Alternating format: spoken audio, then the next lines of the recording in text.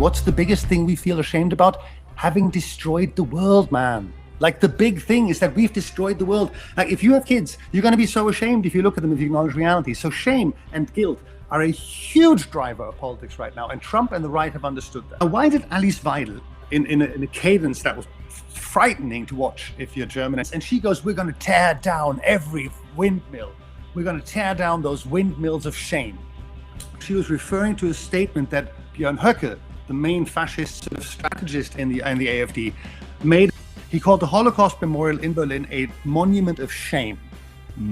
Basically, he said that's meant to make you Germans feel bad. It's the Jewish Bolshevik finance, Soros, Lenin, Chavez conspiracy that wants to make you feel bad about being German.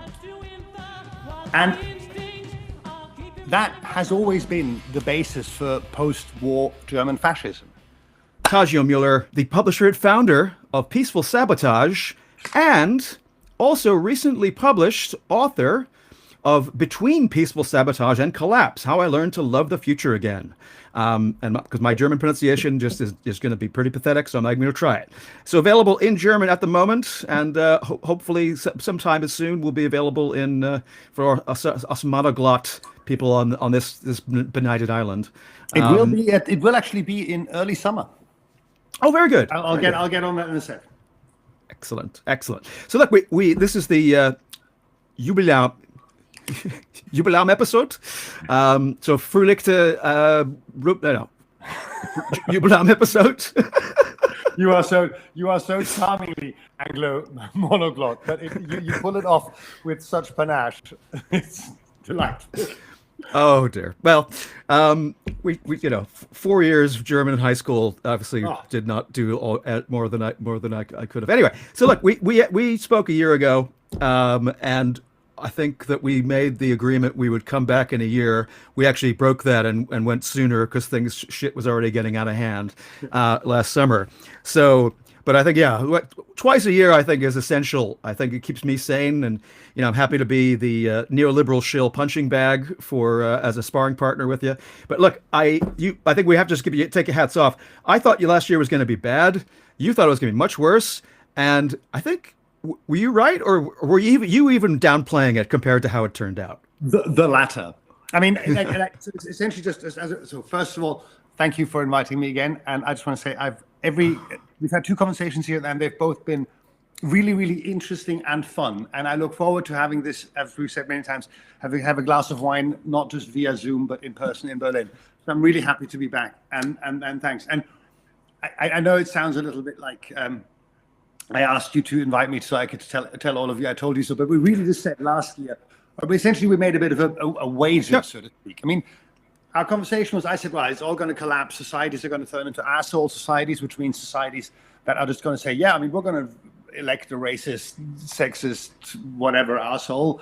And we want that. It's not in spite, but because of. I talked about climate collapse. I talked about the turn of particularly rich societies against any type of activism that reminds them of things that they should have done but didn't do. And all of that exactly came to pass. What I didn't actually call was 2 things. And one, I made a wrong call on the Trump election because I had actually underestimated people's desire to be irrational. And we want to do something fucked up and weird because normality is already the height of fucked up and weird. So basically there was I thought that there was still in the US, I overestimated the pull of normality. Because in Germany, that's still reasonably strong. And it was totally clear that Trump was saying, I'm going to destroy this normality. And having not actually spent much time in the US for nearly 15 years, I underestimated how fed up Americans are with their normality. And in Germany, because I've said this a bunch of times, because we've kind of pushed crises off onto others. I mean, this was sort of famously in the Euro crisis, where we just said, no, we're going to stick to our profits. The rest of Europe can suffer. And because we've done that for a while, he still has some purchase on people's desires. Right. And in the US, it was clear that it has none of that. I mean, So, okay. And the other thing I underestimated was actually our own people's tendency to become irrational and start ignoring reality. And this is the thing that's really kind of gotten me. And I want to come back to that because you wrote about this in some detail, I think, on last week, and it was I read it a couple times because it was just sometimes it's just nice to read somebody who just lets themselves off the hook and just completely unhinged. Just let it all out, man. I mean, I loved it. So, I'm more like I put my emotions front and center, and if something fucks me off, I will put it in exactly those terms. I mean, also because I've actually learned from contemporary politics that putting things in mild terms doesn't really get you anywhere.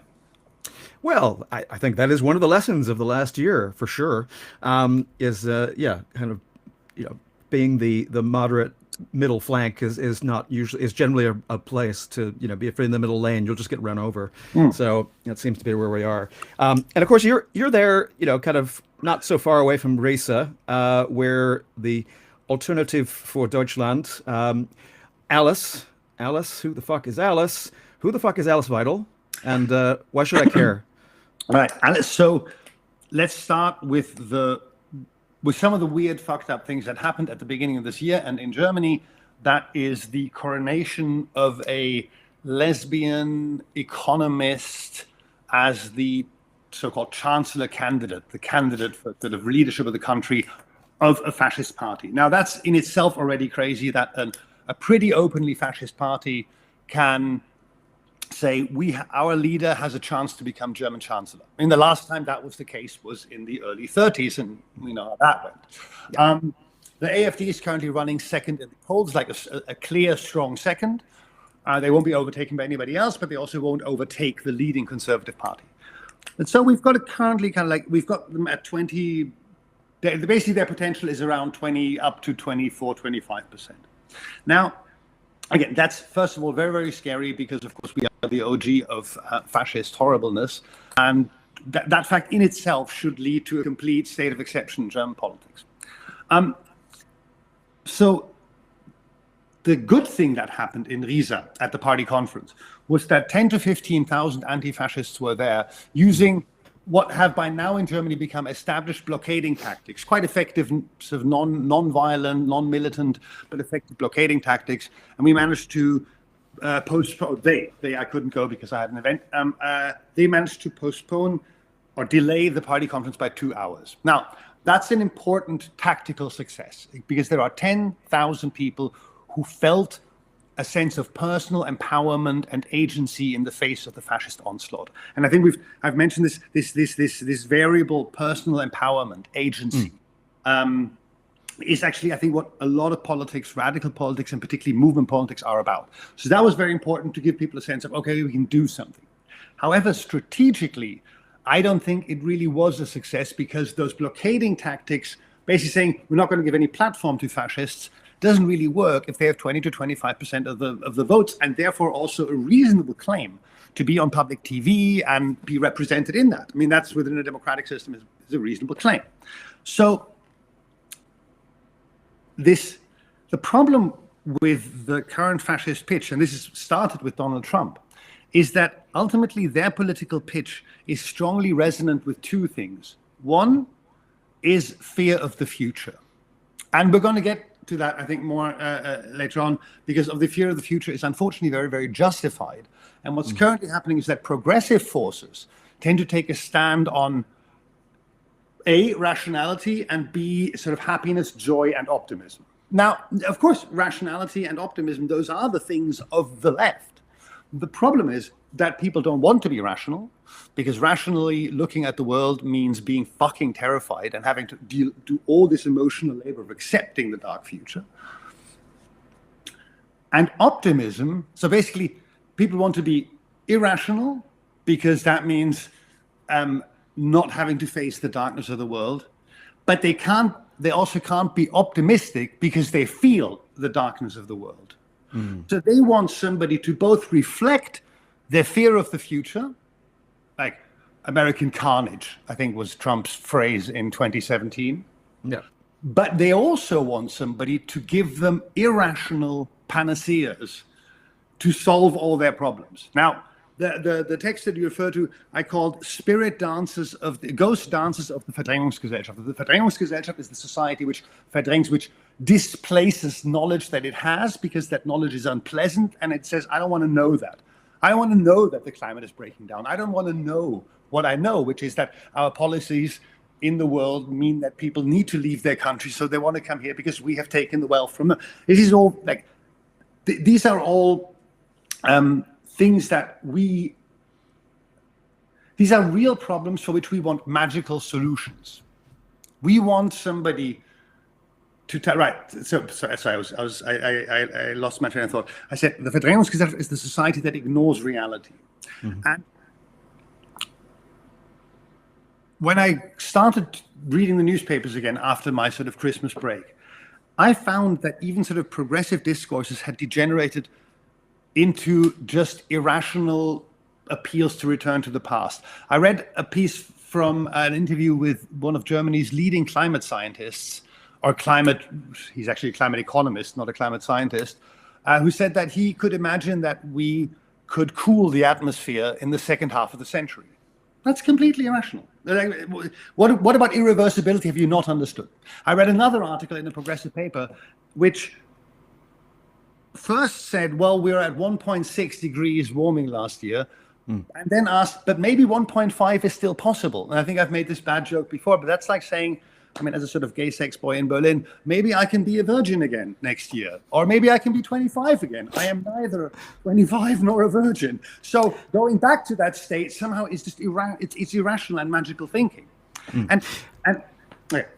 I mean, because I mean, I think you used a couple of other historical parallels, which one of which from Tanzania I had not actually heard of before, but certainly the Boxer Rebellion, and other kind of moments in history where a colonized people turned to magical thinking as a way of trying to pretend that what's about to happen isn't actually going to happen, and they have some sort of agency which they don't actually have. Because colonization is actually a version of, is collapse. I mean, being colonized means not just the destruction of countless bodies and lives, it also means the destruction of cosmovisions, worldviews, and of whole cult. Like, it's essentially, colonization is a form of genocide, and for the societies that are being colonized is experienced as collapse in the face of insurmountable odds. I mean, the sort of American indigenous folks had nothing to defend themselves against the bullets of the colonizers. Neither did the Chinese kung fu monks. And at that point, where their society, their culture, their world was being destroyed by an overwhelmingly powerful external force, they would develop magical thinking that allowed that basically our CO2 molecules are their bullets. Mm-hmm.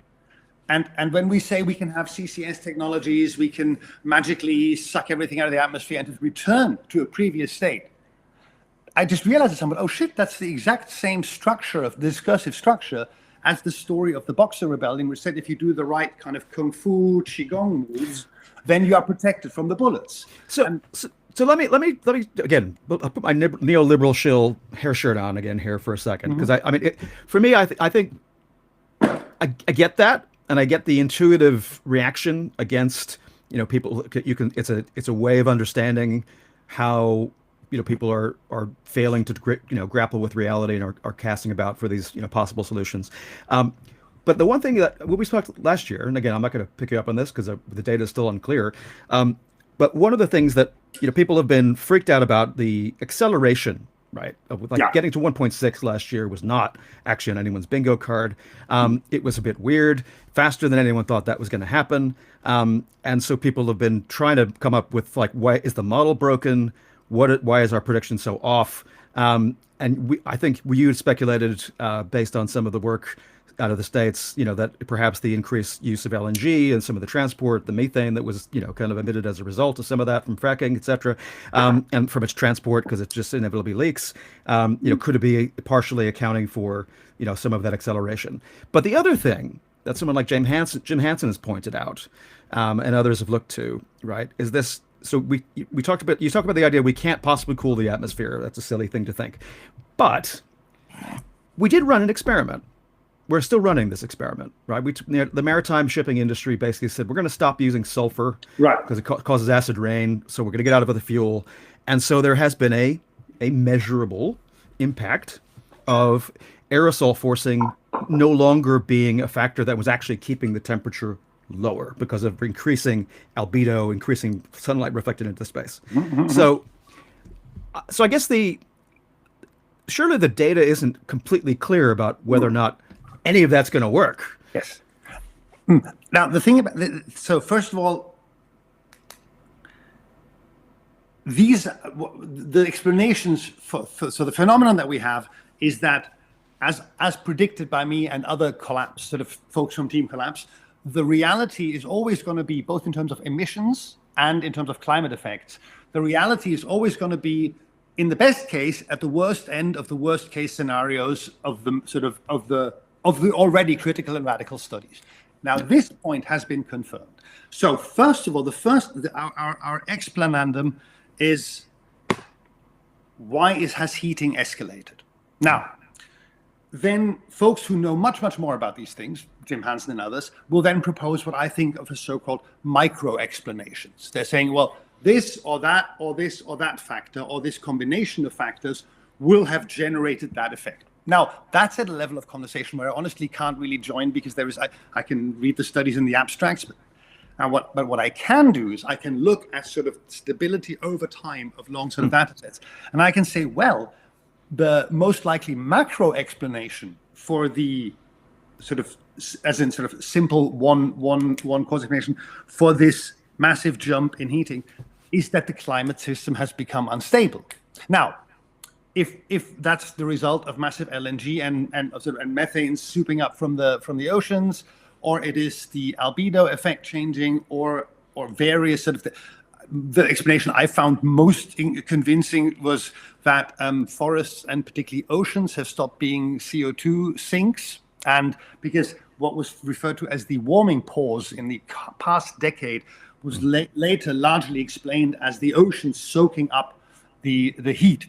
Now, so this to me is the single most convincing explanation, but that's also because it confirms my whole tipping point scenario, right? So again, I can't look at the micro explanations, but the thing is, nobody is actually disagreeing with this, with the suggestion. Well, rather, another perfectly valid suggestion is that this is all because the climate has tilted into an unstable state, which would also sort of go to some way towards explaining the massive escalation in extreme weather events, which in this radicalness was also not predicted.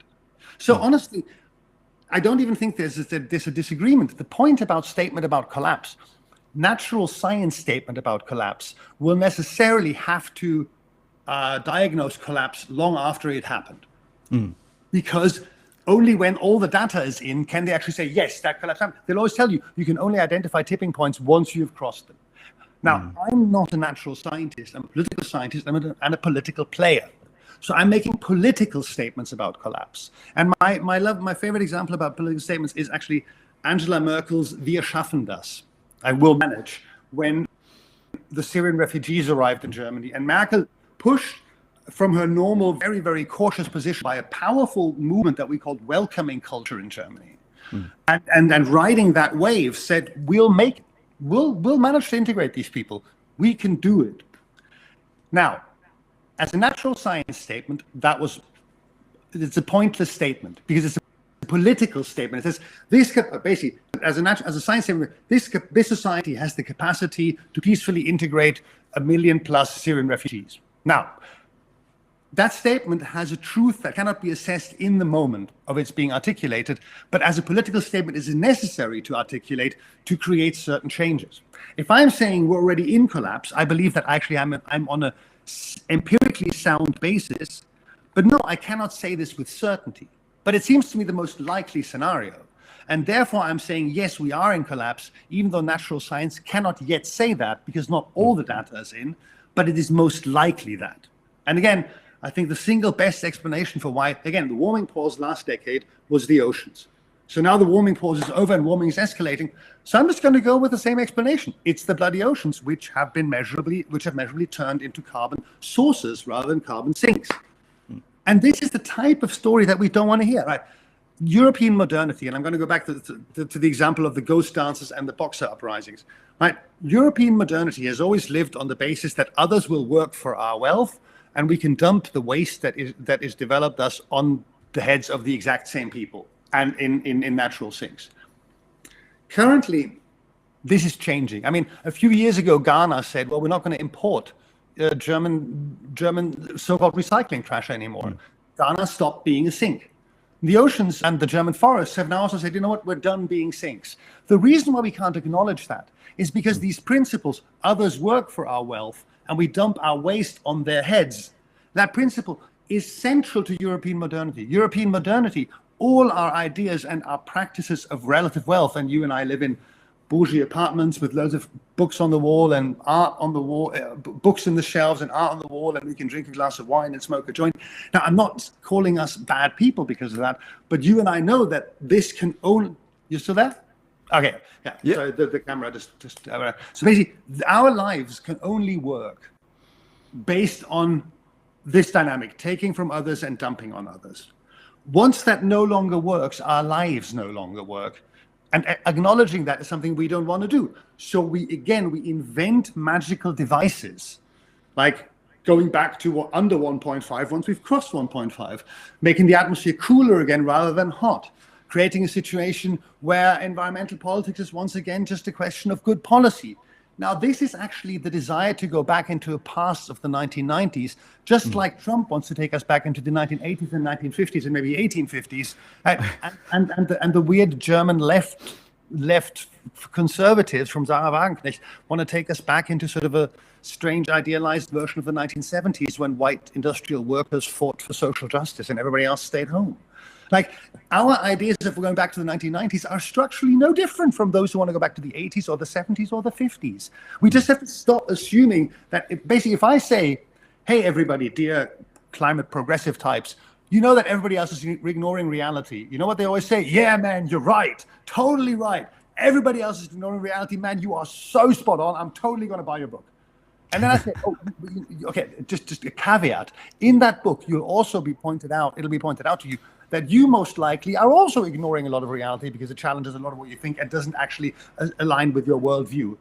And then they go like, what? Me? I'm ignoring reality? No, never. I would never. I'm irrational. Now, that's my problem right now. That the whole society has turned into a bunch of irrational idiots, but the progressives still believe they are rational and non-idiotic when they increasingly are. And I'm sorry, it was already irrational and idiotic to run a let's do more of what we've done so far election campaign as Kamala Harris did. I mean, I don't want to even talk about Starmer's total weirdness right now. But essentially, the thing I was getting at with this whole Boxer uprising ghost dance metaphor, I mean, partly I was, of course, pissing on people's heads. But I also want to say, guys, in the end, those people still got shot by the bullets. Right? That didn't really help.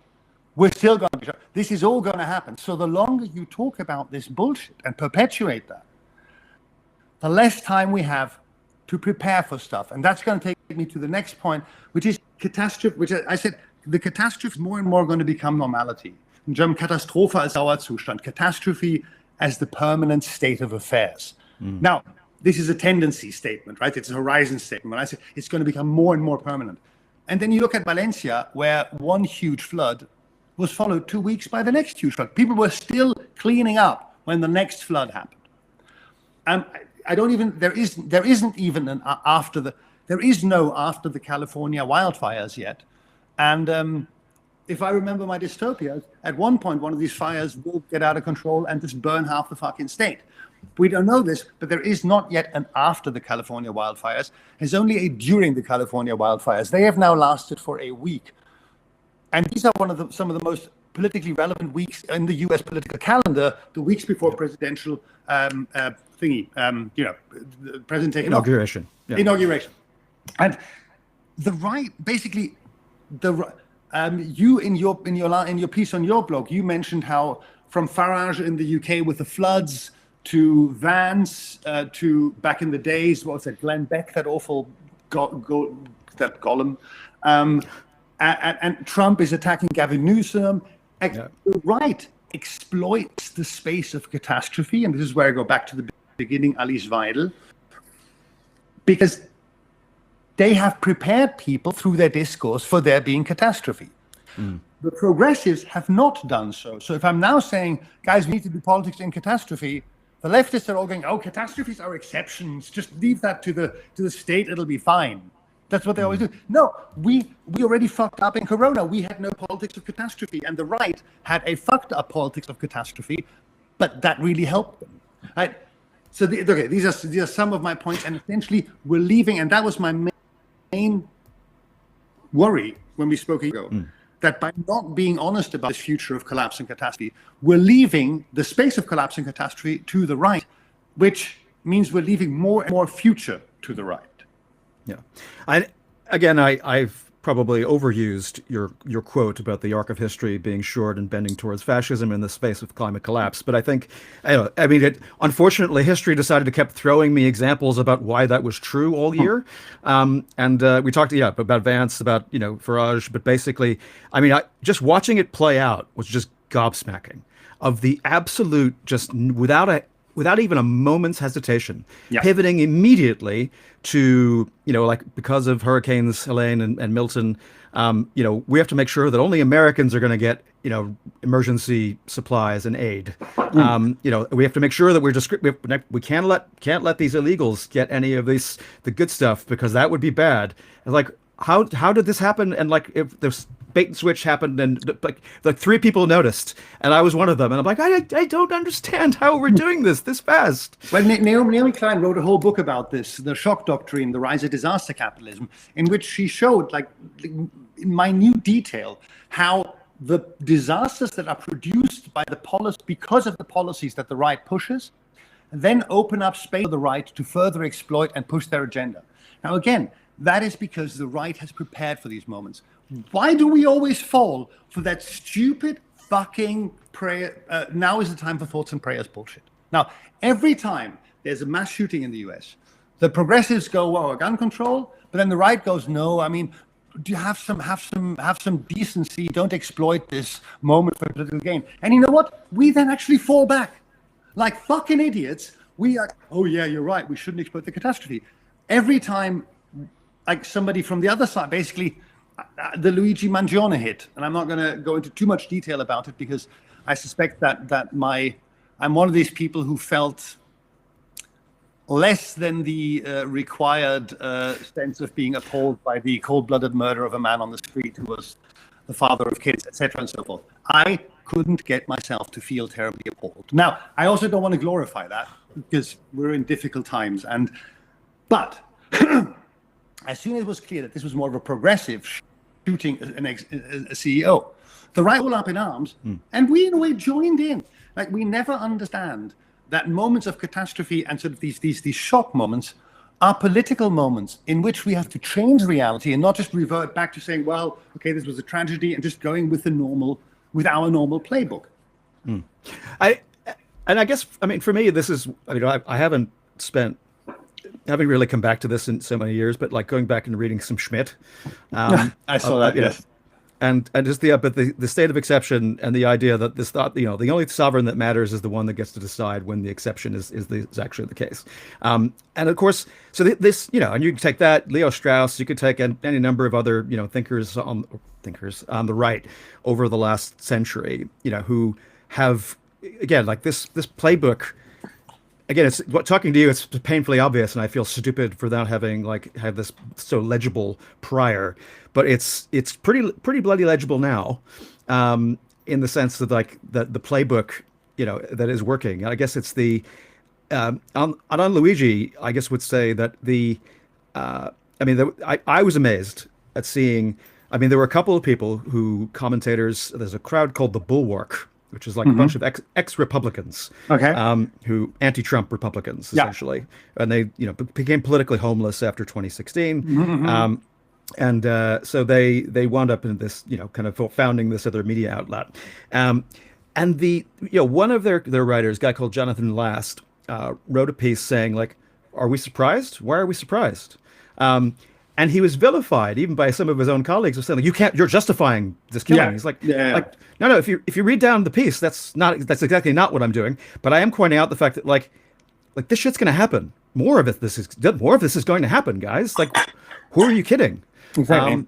Like, you're not going to address any of the reasons why like this seemed like a good idea to this guy, whatever was wrong, if there was anything wrong with his head, but he's he's not going to be the last. It's pretty simple. So what are we going to do about that?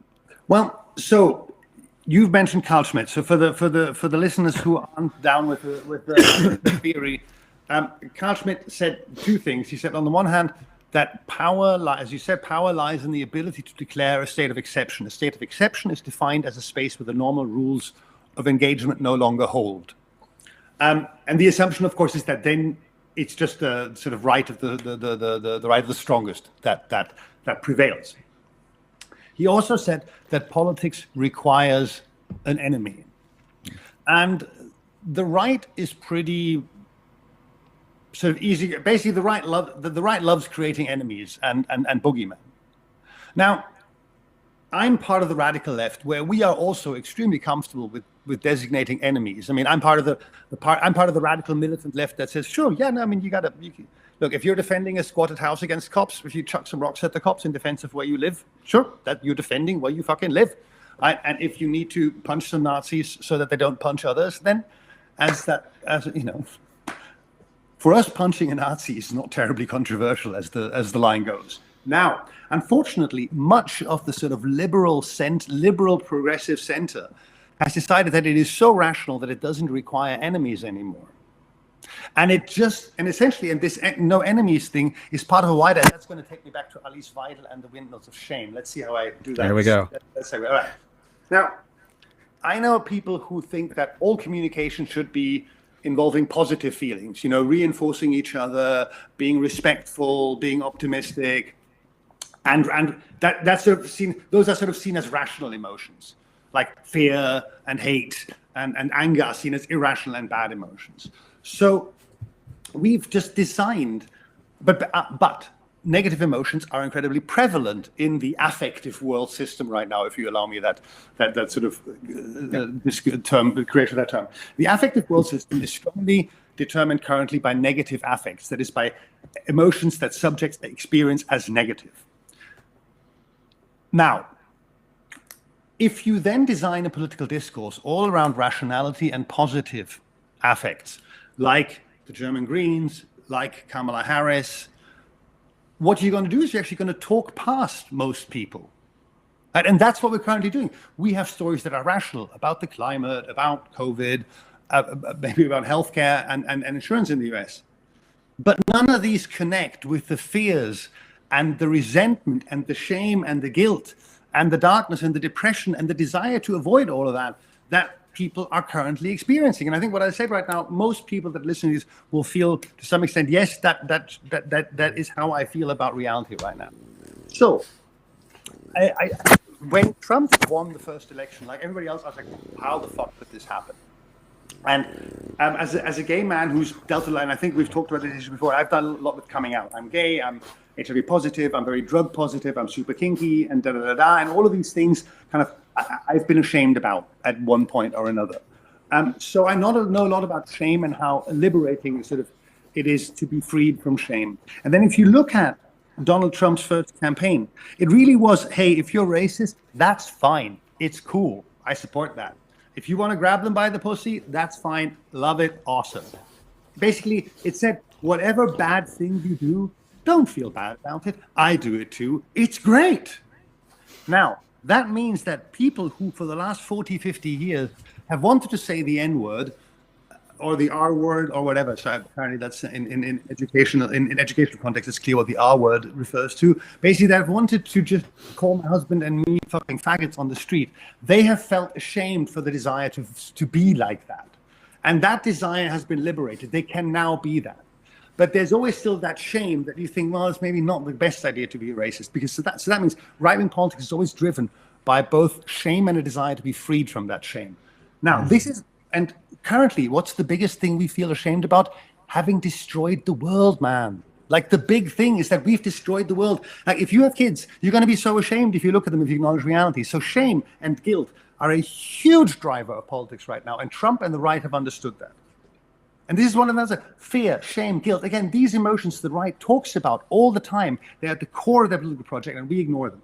Now, why did Alice Weidel, she had this really Goebbels moment where in a cadence that was frightening to watch if you're German and you've a German leftist. I mean, I'm a gay communist, and German, so my people kills my people, if I can sort of say that in an odd way. So that always gets it's quite close for us Germans, right? So I understand. Yeah. See this Goebbels type cadence, and she goes, "We're going to tear down every windmill. We're going to tear down those windmills of shame." Windmills of shame. I mean, Trump rails against windmills, but he wasn't actually as concise because he goes on this "they're killing whales" thing. Weidel was much more concise. In referring to windmills of shame, she was referring to a statement that Björn Höcke, the main fascist sort of strategist in the AfD, made about the Holocaust Memorial in Berlin. He called the Holocaust Memorial in Berlin a monument of shame. Basically, he said that's meant to make you Germans feel bad. It's the Jewish Bolshevik finance, Soros, Lenin, Chavez conspiracy that wants to make you feel bad about being German.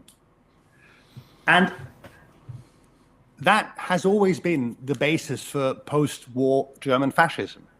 The shame that Germans feel for having done one of the worst things in history, parenthesis, in Germany, the Shoah has to be remembered as the worst thing in history, but I'm also a globalist and I understand that from an American indigenous perspective, maybe there are other things that could have been the worst things in history, parenthesis closed.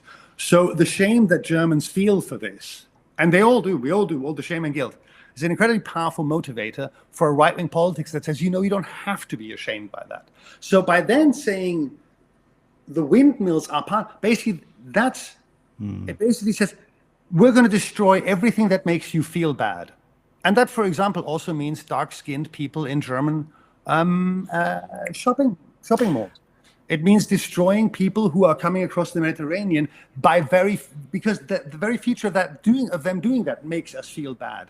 Weidel is promising a politics where everything, and I'm going to make one last point, she is the first queer person to lead to sort of be an actual sort of leadership. Okay, we've had queer party leaders before, but she is the most powerful queer party leader ever in German history. And then you look at Kemi Badenoch, who's a woman of color running the Tory party. Before that, we had Rishi Sunak. Thatcher was one of the first women to run a country in the rich world. And Pim Fortuyn, the Dutch sort of gay fascist from the early zeros. Why is it that right-wing parties, more frequently than progressive parties, have leaders from a marginalized community? Because those are the type of leaders from folks from a marginalized community who don't make them feel bad. Thatcher was famous for being a super sexist. Like, women shouldn't really be in politics. I mean, if you saw The Crown, where Gillian Anderson does a marvelous Margaret Thatcher, I mean, just a divine performance. I really recommend. Even though The Crown makes you feel good for the Queen, makes you sort of support the Queen, which I do kind of resent. But anyway, Thatcher was famous for being a woman who shat on women, and that's why men were comfortable with her. Badenoch is a black woman who makes racist sexists feel comfortable. And Alice Weidel says, yeah, I'm a lesbian, but you can write, but I'm going to support a party manifesto and I'm a lesbian married to a woman with adopted children. I'm going to support a party manifesto. And a woman whose heritage is from Sri Lanka. Yeah. So, I live in the perfect kind of rainbow family, but I'm still going to lead a party that says a family is a man, husband, wife, and probably 2 children, right? So a boy and a girl. Now, she can do that because she is, hey, I am the type of queer who doesn't make you feel ashamed. So the right wing is winning on a platform of taking everything that makes people feel bad away, right? And that's super powerful. And okay, so that was one thing. And now I'm going to go back to the collapse space. I say on the one hand, we need to also start talking about these types of emotions, fear, guilt, and shame. And specifically, we need to start talking about fear because so many people are justifiably afraid of the future.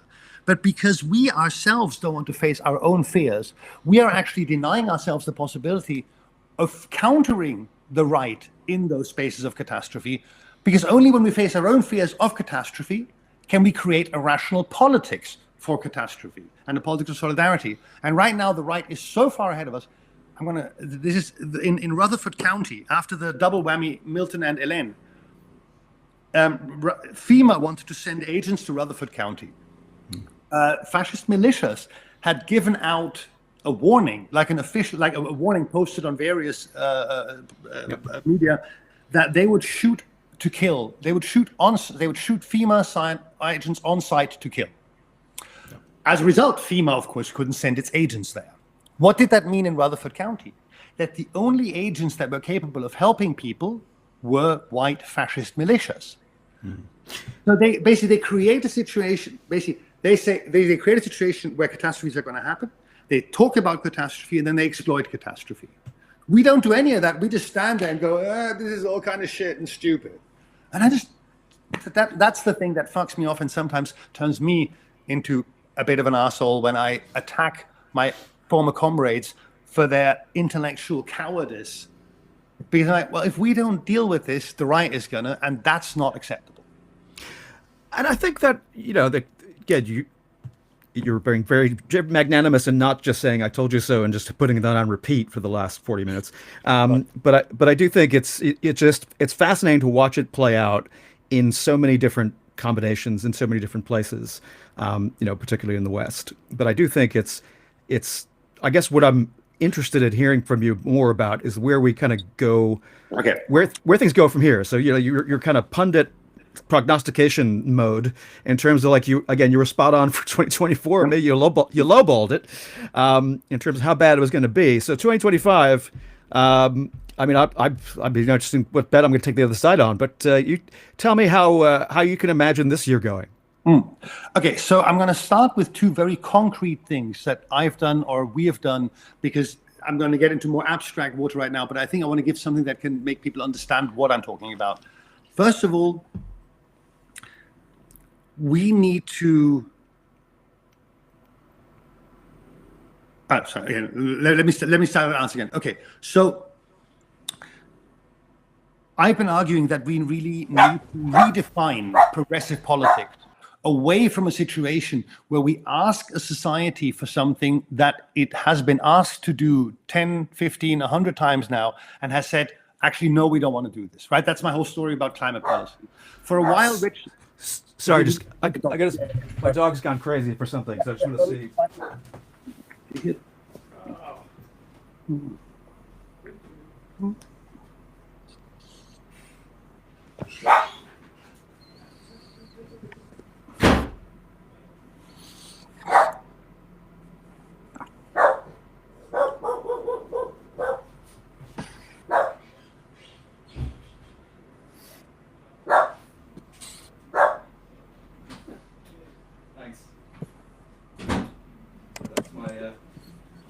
My boiler has been overdue for a service, and when I'm also having this conversation about trying to see, can I, again, in our little bougie little commune here, about whether or not I can actually get a bloody heat pump without getting the neighbors trying to sue me. So that's going to be an interesting conversation. Minnie, I get that. Minnie, calm down. Minnie, come here. Come here. Say hi, Tadzio. Say hi. Come here. See, look. Look at this gay communist man. Nice. Hi there. Hi, this is Kira. She's a Ukrainian war refugee. This is this is Django. And Minnie, you need to calm down. So you guys are. Our cat thinks he's a dog. So. Well. Okay. They keep us sane. Sorry about that. They do. I mean, for us, these two cats have really sort of been our kind of children ersatz. I say like having cats is parenting extra light. And that's just enough parenting for my husband and I. Really enough. A dog would already challenge us far beyond what we can manage. Now, okay, what should we do? So I didn't just say I told you so because I feel like most people saying I told you so, it doesn't really register. And generally speaking, I found that people don't save information that they don't want to hear. So I just thought I'd repeat it. Now, but the question, what do we do now, is of course central. And I think there's several elements. That the first and most important one is, and I've said this now for 2 years, acceptance. We need to do the emotional labor of accepting that the future isn't as bright and cannot possibly be as bright as we had hoped for ourselves, for our kids, for the rest of the world. The idea of sort of a materially good and fulfilled life for everyone on this planet is no longer possible. There's no material possibility for this because we are crossing planetary boundaries. And I'm not talking overpopulation, I'm talking economic growth here. Now, so to accept that is really complicated. Like, I don't have kids, but I do know from many, many, many conversations with parents of younger children, say under 15, that having the conversation about the future is now much more frightening than having the conversation about bees and flowers and bees and bees and bees. We're going to be a bit queer, and flowers and flowers. It is really difficult. It's really an emotional challenge. And I've also found that parents of kids tend to be actively more ignorant of climate reality than non-parents. That's interesting. This is totally understandable. Now, this is again based on anecdotal data, but it's been quite sort of consistent in that fight. Now, that's the first thing. You need to do the emotional labor of acceptance. And I will say that I've said that for 2 years and I will keep saying it because most of us still push away that labor of acceptance because it is so hard. Because it is, and I would say that for me, going through that labor pushed me into a depression that was very dangerous for me. So I don't want to make light of this, and that's the second point I'm saying. This process should always be collectivized. It should be with others. You mentioned the neighbor. Now, many leftists talk about neighborhood, because like neighborhood is in a way the new, neighborhood or community is like the new place of employment, right? You know, Arbeitsplatz. Like back in the days, the leftists were all like, you have to talk to your worker colleagues. Now it's always you have to talk to your neighbors and the people in the community. Now I suck at, if you take neighborhood as an active, as an active practice, as in making neighborhood with others by meeting, I suck at that. I'm bourgeois, gay, communist, leftist, quite arrogant, and very impatient. I find most people boring and annoying, right? And I also have ADHD and mild autism, so, and I'm quite the handful. So my husband is much more kind of easygoing, so I normally send him ahead, but he's kind of shy. We don't know our neighbors. So end of last year, I baked a banana bread and I went around my whole house, like 10 parties or so in the house, 15, and just kind of knocked on the door and said, hey, do you want to have a banana bread? And maybe at some point talk about how if whatever, there's floods or heat waves or whatever, shit hits the fan, we're going to kind of like help each other out. There was a lot of interest in that, but the whole process of doing that for me was an enormous bit of work. Yeah. Yes, you get myself to talk to the community, to the folks around me. And thirdly, we need to start what some people have called prepping for future, or in German, you can use solidarity as an adjective. So solidaric prepping, meaning that what right-wingers tell us that they're doing, this individual prepping, which, by the way, I think isn't as widespread as people think it is. But it's sort of a nice myth. I think actually most prepping happens collectively. Say a family isn't an individual, but already a collective, or within communities or neighborhoods or movements or whatever. Most really existing prepping takes that form, but that idea of the individual prepper is such a nice myth that it works well with all the kind of ideas of dystopias we have. But what we actually see in catastrophes, I'm going to go back to Valencia, or what we saw after Hurricane Sandy, is that huge networks of collective solidarity and assistance emerge. Now, these networks help people do things that at that point the state or sort of the market can't provide. They help them clear out, like they get into safety. They help them clear out their houses. They help them rebuild their houses. They provide psychological help in the assistance in those moments. Now, I'm saying we need to learn how to do these things because that is what people will need in a catastrophe. And they will go to where that is provided. I've said that the assumption is it's not going to be provided by states or markets. And again, that's going to be the situation where either the right wing provides that or we provide that. So we need to start actively preparing for that. I've organized climate camps since 2008. And this year, for the first time, I'm organizing what we're calling a collapse camp. Not where we're going to all sit there and cry about the future, but where we can learn how to have agency in a future of catastrophe and a lot of it's like agency in catastrophe. We're going to learn what to do with a heat wave or in a fire or in a flood. We're going to do agency in the fight, which we're going to learn how to defend ourselves. And we're going to do agency in the long term. We're going to learn how to build stuff and grow stuff, right?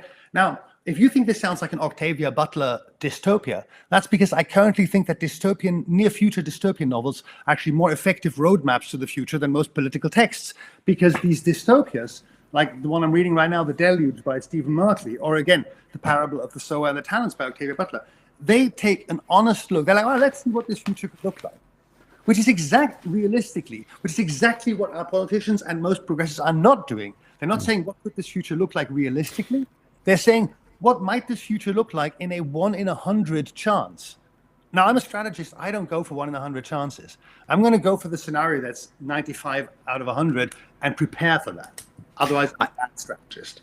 I mean, and as listeners and readers will know, like, I'm a huge fan of Markley, and we've had him on the show, and he's I've met him a couple times. He's actually super engaging guy. I think that one of the things actually is he as charming as his writing suggests? Like, honestly, I read this, but I felt he was such a charming, funny guy. I will I'll send you the link to our conversation with him, but I think he's got a very, I think you probably, if you next time he's coming to Germany, I'll make sure that you guys get connected, because I think you would enjoy a chat, because I think his sense of darkness is he keeps saying, like, he hasn't written the dark novel yet. This is actually like, this is a Throughtopia, what you're reading. No.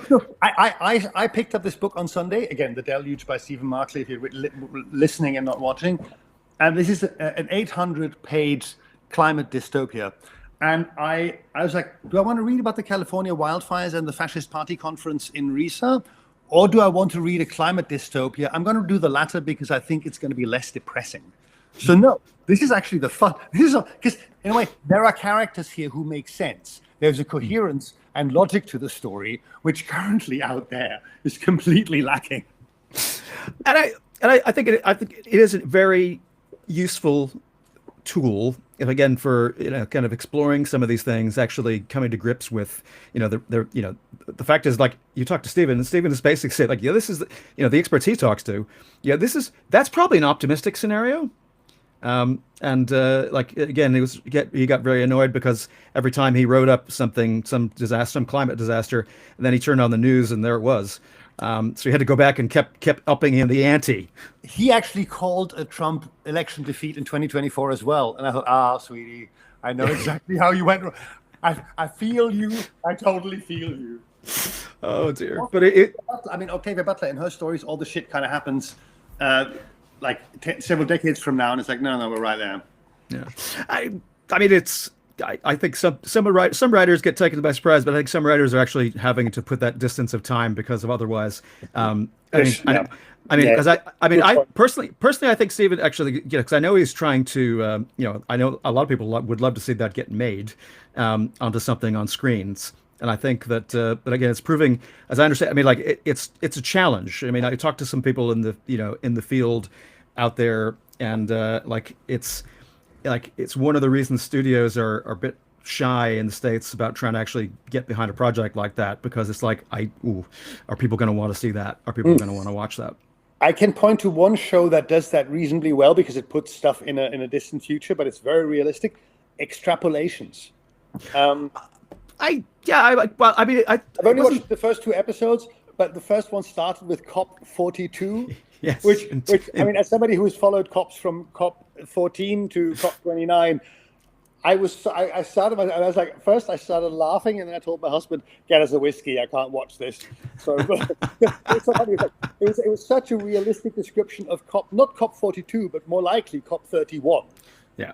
So exactly this point. They have to put it into the future, otherwise it gets. That's what I'm saying. That's why dystopias are on some level currently more uplifting than reality. Well, and I think that what's interesting is how to port that into a politics, into communications, right? Because it's something that a lot of people listening to this are practitioners as well, and they're struggling with either their own work or clients who basically would be saying like, oh, but we can't be negative, we can't have enemies. We can't possibly point to the bad guy here. Exactly. We have to get along. We have to do business with these people. Yes. We have to do business with big oil. We have to come around the table together.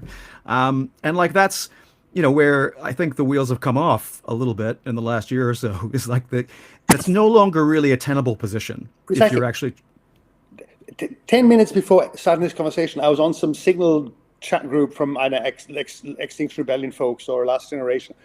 No, these are actually people who are already interested in collapse.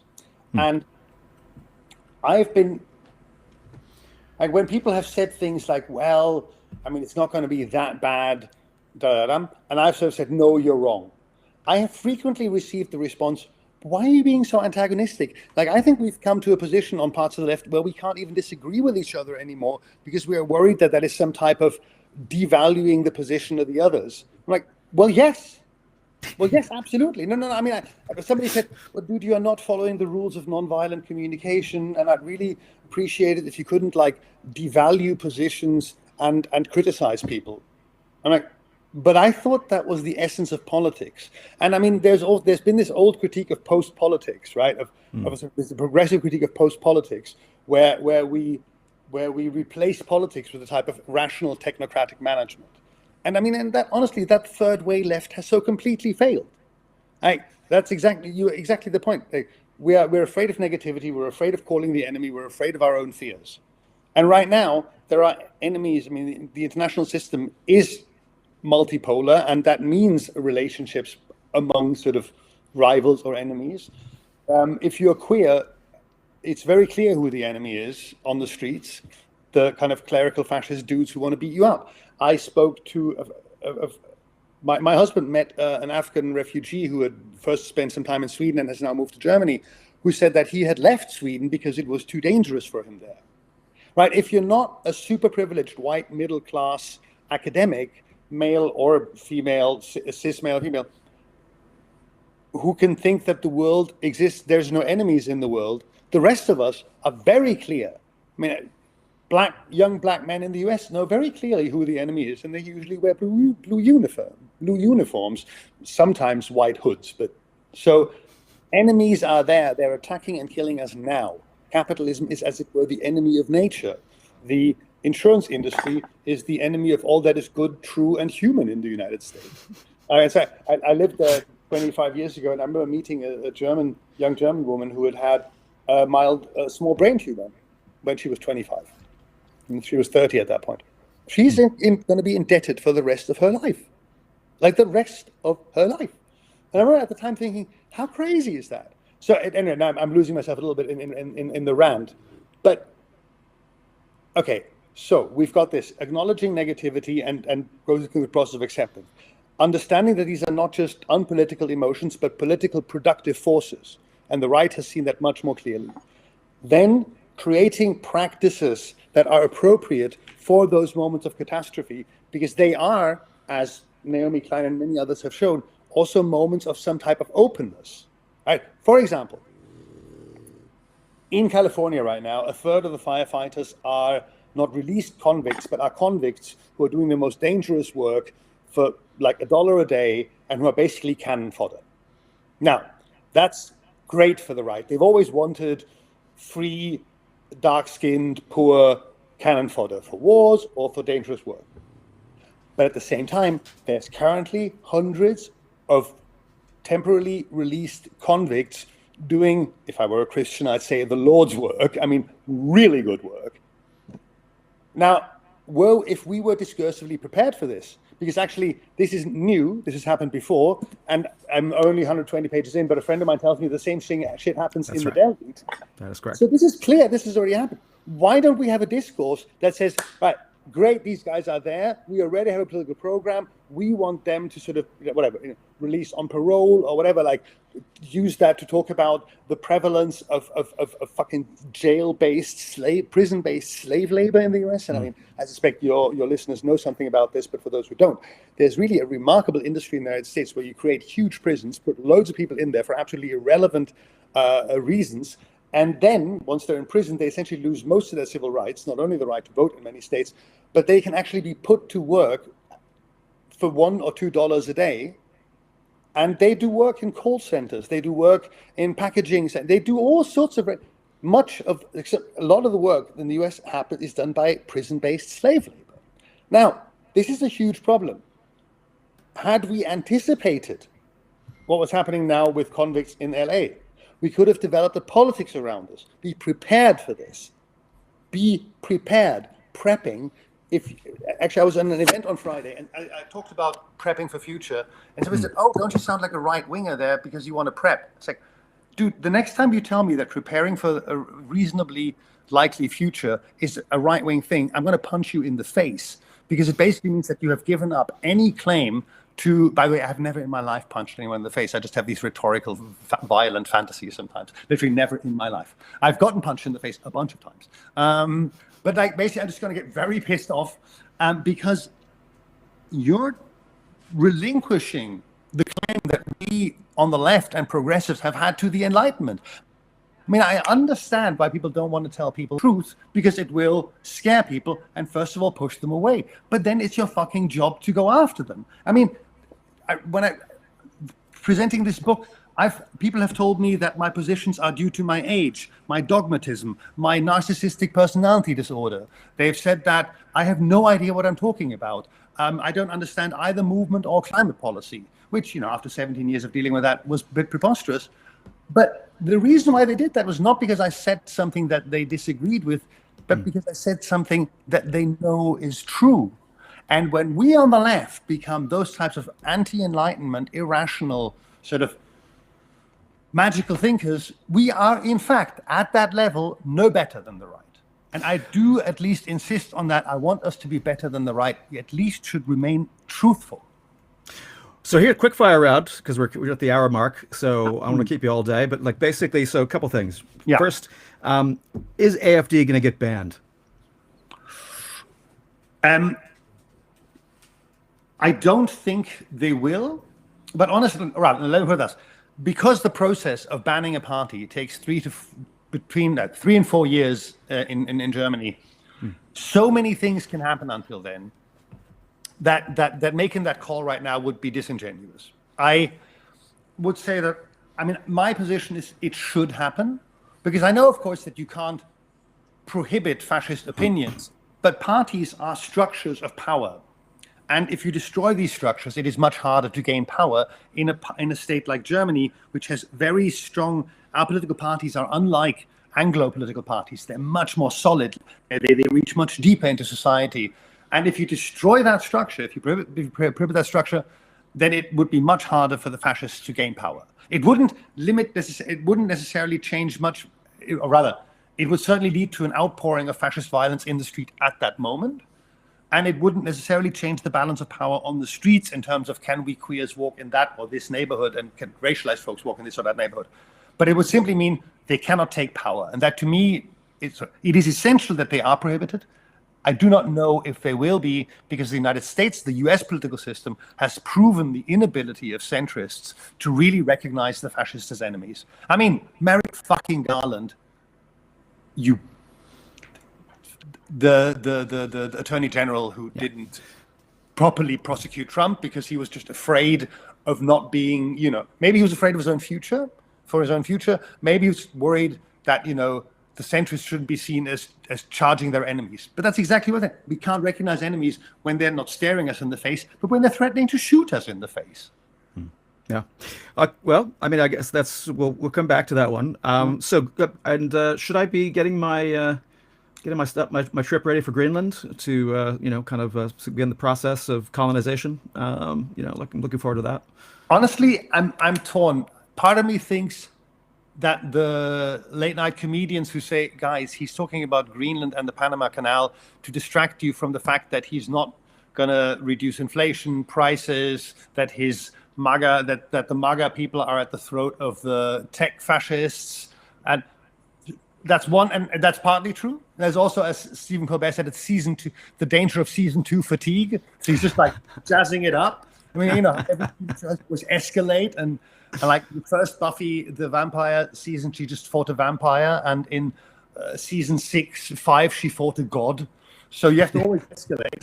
And but I also believe that Trump will fundamentally change the nature of international relations, and basically because he's kind of jealous that Putin can just take Ukraine or the Crimea, or Crimea. So I think he wants to do that. No, he's like, no, I want this, and then he's testing the waters. So I would say I don't really know what's going to happen with Greenland, but as somebody whose PhD is formally in international relations, I can say that one of the things that I'm verdränging right now is the reality in the international system on the 21st of January. I really am. I cannot. My brain refuses to scenarify that. My brain's like, no. So something will happen. I suspect it won't be in Greenland immediately. But he'll make some move. He'll make some move to test the waters, some type of international incursion.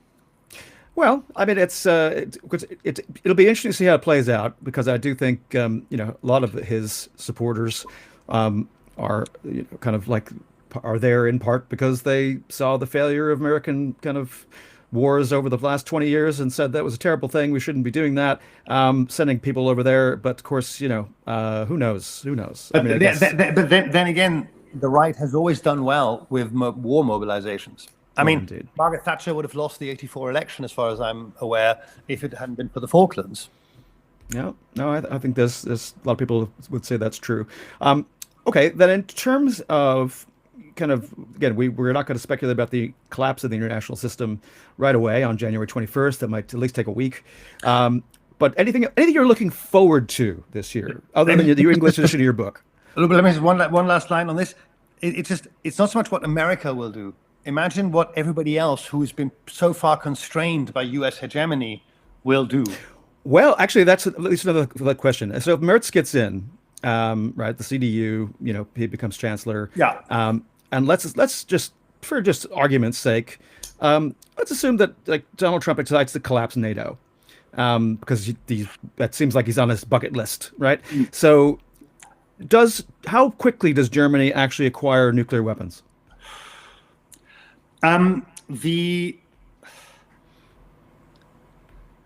Germany doesn't have a nuclear, like the German nuclear industry is currently being wound down, and you need a nuclear power industry to create nuclear weapons. So Germany will not anytime soon produce its own nuclear weapons. The structure of European defense, how that will develop. I mean, the European Union is going to arm itself. And I must say, as a leftist who would traditionally have been against arms factories, I must say that in light of the threat of Russian clerical fascism, if you were to say, hey, let's take that huge Tesla gigafactory and turn that into a factory to produce rainbow-colored drones for Ukraine, I would honestly have a bit of a tough time saying I think that's a shit idea. So I said that there were more hedges in there than there are normally in my sentences. But let's just say that queers and anarchists in Ukraine have, I think, made it very clear what their position vis-a-vis the Russian attack is.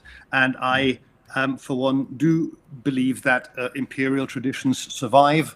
The German imperial tradition continues in the Nazis, the American imperial tradition, the British and the Russians. Basically, old imperial powers find it very hard to drop that shit. So it's a hell of a drug. Right. Hell of a drug. Yeah. So, so finally, what are you looking forward to? Yeah. Yeah, go for it. Okay, so the first thing I'm looking forward to is there's going to be a few things, and they might not be immediately political. First of all, the publication of the English version of my book in late June by a small publisher called Rupture Press. I'm also looking forward to the collapse camp that I mentioned, where maybe up to 1,000 people will get together and actually start developing a new type of left politics, and that's going to be my big claim.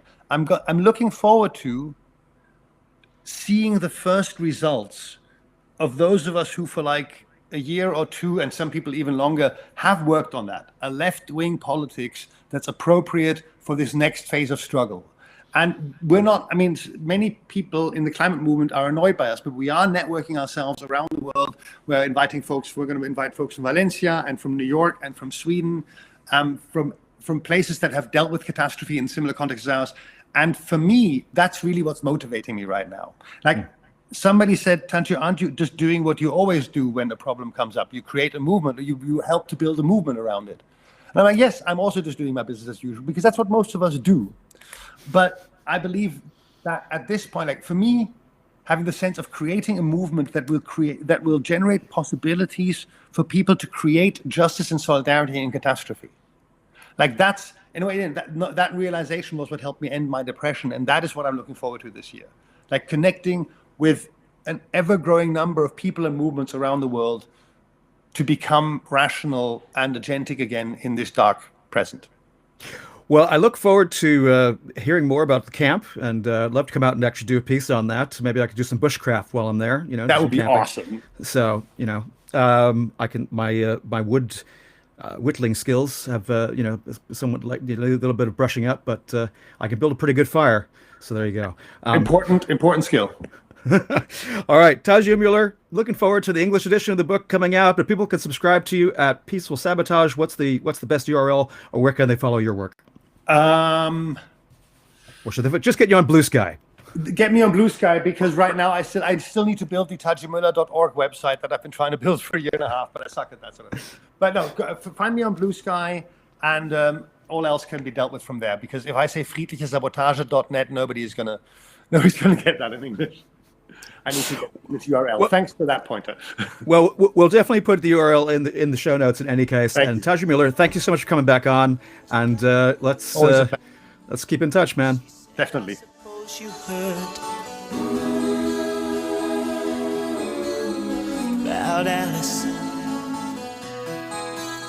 Well, I rushed to the window, I looked outside, and I could hardly believe my eyes.